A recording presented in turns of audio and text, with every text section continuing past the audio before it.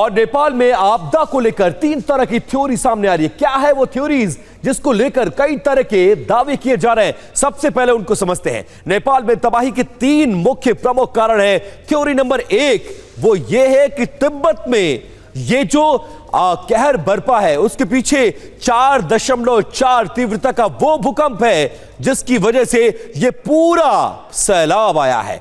भूकंप के झटकों से पहाड़ खिसक गया और भारी मात्रा में बर्फ, चट्टान और मलबा गिरा, जिसे नेपाल में अचानक उसकी नदियों में यह सैलाब आया है। अमेरिकी भूवैज्ञानिक सर्वेक्षण का यह दावा है। जबकि थ्योरी नंबर 2 क्या कहती है वो जानिए जरा। ग्लेशियर अचानक टूटकर नीचे गिरा भोटेकोशी त्रिशूली नदी में, जिसकी वजह से सैलाब आया है। और एआई इमेज के जरिए हम आपको यह दिखाने की कोशिश कर रहे हैं किस तरह से यहां पर एक आर्टिफिशियल झील, आमतौर पर पहाड़ों में ऐसा होता है कि वो झील बन जाती है और भूकंप की वजह से वो झील लोड नहीं संभाल पाई। Chettinad Institute of Medical Education and Research, KGF, Karnataka. MBBS admission open 2026 to 2027. Apply through MCC Medical Counseling. और उसके बाद ग्लेशियर हो, सैलाब हो, सब कुछ इस नदी में आया जिसको भोटेकाशी से लेकर त्रिशूली नदी में संभाला नहीं जा सका और उसकी वजह से हजारों लोगों को अपनी जान से हाथ धोना पड़ा। अब थ्योरी नंबर 3 क्या कहती है वो जानिए। तिब्बत के ऊपरी हिस्से में कृत्रिम झील बन गई। प्राकृतिक या कृत्रिम झील जो है उसका बांध टूटने से यह पूरा सैलाब आया। और बड़ी बात यह है कि अमेरिकी भूवैज्ञानिक सर्वेक्षण के हवाले से यह तमाम दावे किए जा रहे हैं धरती में कंपन भूकंप के कारण नहीं हुई, बल्कि विशालकाय भूस्खलन की वजह से खुद पैदा हुई, जिसकी वजह से यह सैलाब आया और किसी को संभलने का मौका तक नहीं मिला। अब नेपाल में जो तबाही आई उसको डिकोड करने के लिए एक एआई वीडियो हम आपको दिखाने जा रहे हैं। वो एआई वीडियो जरा देखिए जिसका जिक्र मैं कर रहा था। मेरे सहयोगी साजिद ने बहुत मेहनत से इस वीडियो को बनाया ताकि आपको समझने में आसानी रहे कि आखिरकार नेपाल के साथ क्या हुआ है। भोटेकोशी नदी जो है उसके ऊपर का ये पूरा इलाका और ऐसी जगहों पर, क्योंकि मैंने इससे पहले जो जोशीमठ था, रेनी गांव था, उसके ऊपर तपोवन वाला जो हाइड्रो पावर प्रोजेक्ट से पहले इसी तरह का झील था वहां पर, और वो झील अचानक से फटता है और उसके बाद इसी तरह का सैलाब आता है और हरिद्वार तक उसका इंपैक्ट देखा गया था। केदारनाथ की त्रासदी में भी कुछ ऐसा ही होने का दावा किया जा रहा था जो आज नेपाल के साथ हुआ है। एक और ग्राफिक्स है वो जरा हम आपको दिखाते हैं। अब देखिए नेपाल में महाप्रलय का असली कारण क्या है वो आपको जानना बहुत ज्यादा जरूरी है। फर्स्ट वॉल पर आ चुके हैं और कुछ और ग्राफिक्स जरा ये देखिए। नेपाल में आखिरकार इस महाप्रलय का असली कारण क्या है? हिमस्खलन से पानी में उफान आया। हिमस्खलन ने नदी जो लेंडे नदी है उसका रास्ता रोक लिया। लेंडे नदी में पानी जमा होता गया और नदी में जो रुकावट थी वो अचानक से टूटी और पानी इतना ज्यादा था, इतना बड़ा सैलाब आया कि वो नदी संभाल नहीं सकी। सैलाब का पानी भोटेकोशी नदी में पहुंचा और इस दौरान तिब्बत में भूकंप के झटके भी महसूस किए गए। सुबह लगभग जो रिपोर्ट है, सुबह लगभग 8:37 पर तिब्बत में भूकंप के झटकों को रिकॉर्ड किया गया और सुबह 9 बजे भोटेकोशी नदी में यह पूरा सैलाब आया है। तिब्बत की तरफ से पानी बहुत तेजी के साथ नीचे आया।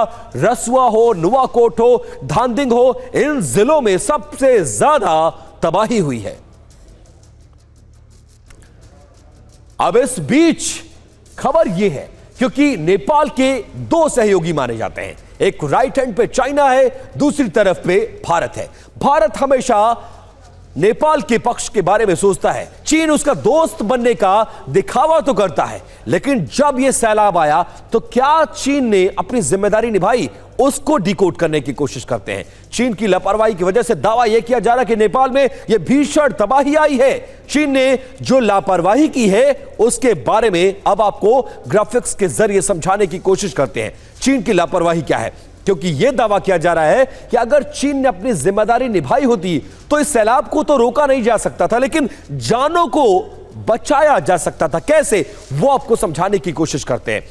सुबह लगभग 10:30 बजे चीन के केरुंग क्षेत्र में इस झील के फटने की खबर है जो तिब्बत के आसपास का एरिया है।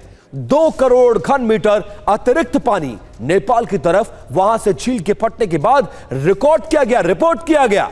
नेपाल चीन के समय में 2 घंटे और 15 मिनट का अंतर है। नेपाली समय के अनुसार सुबह 8:15 बजे, जबकि चाइना के समय के अनुसार लगभग 10:30 बजे के आसपास यह आपदा आई है। चीन ने तुरंत इसकी जानकारी, यह कहा जा रहा है, नेपाल को नहीं दी, क्योंकि जहां से यह झील फटी हुई है और जहां तक इसने तबाही मचाई है, उस पहले पॉइंट को हिट करने में 40 से 45 मिनट का वक्त खर्चा हुआ है। चीन ने जानबूझकर 45 मिनट की देरी से यह जानकारी साझा की। अगर यह जानकारी समय पर मिल जाती तो कम से कम बॉर्डर के इलाके में, एटलीस्ट नदियों के इलाके में रहने वाले लोगों की जानों को बचाया जा सकता था। दावा यह है कि वक्त पर जानकारी मिलती तो नेपाल अलर्ट हो गया होता और नदी किनारे से लोगों को बाहर निकाला जा सकता था। आपदा में मरने वालों की संख्या कम हो सकती थी। अब चीन पर आरोप क्या लग रहे हैं, यह भी आपको जानना बहुत जरूरी है। हमने तो वो बताया जो फैक्ट है, वहां पर कब रिपोर्ट किया गया, कैसे झील फटी, चीन को क्या करना चाहिए था, किसने जिम्मेदारी निभाई और किसने जिम्मेदारी नहीं निभाई। लेकिन अब यह जानिए कि नेपाल में जल सुनामी जो आई है, उसके लिए पूरी दुनिया ड्रैगन को जिम्मेदार ठहरा रही है। चीन पर आरोप क्या है, यह जानिए। आपदा का जो ट्रिगर पॉइंट है वो तिब्बत में है, फिर भी चीन ने नेपाल को समय रहते जानकारी और चेतावनी क्यों नहीं दी? चीन के पास ग्लेशियर की पहले से सैटेलाइट निगरानी की जानकारी थी।